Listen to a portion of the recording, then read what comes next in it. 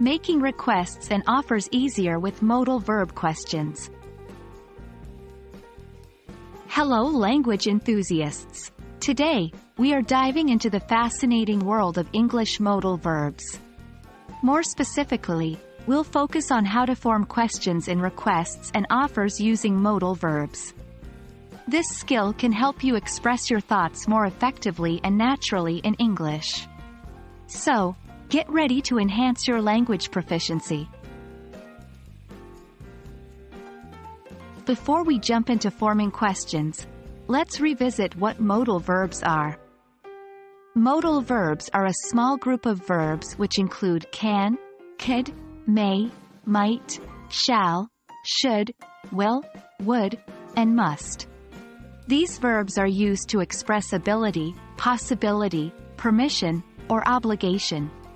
In the context of requests and offers, they are incredibly handy as they allow us to be polite, show respect, and sound more natural.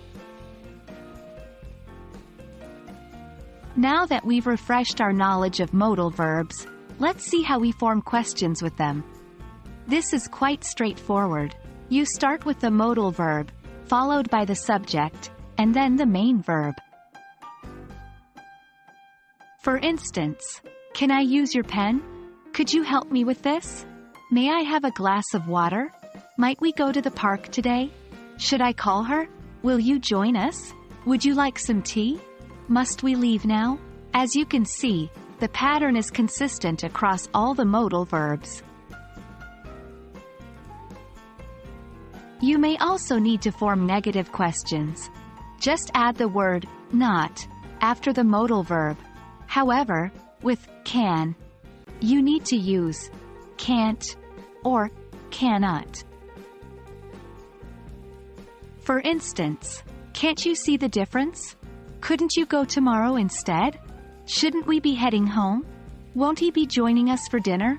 Wouldn't you prefer to rest? Note the contraction of not in the modal verb, which is very common in spoken English. Remember, part of the reason we use modal verbs in requests and offers is to add politeness.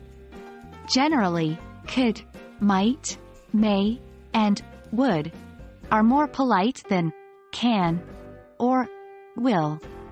Also, the more indirect the question, the more polite it tends to be.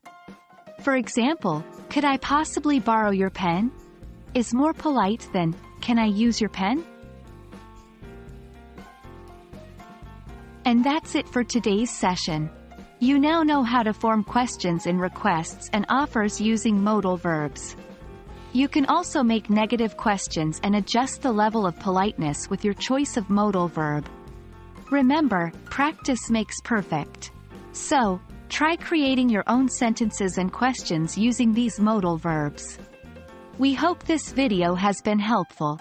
Until next time, keep learning and keep practicing.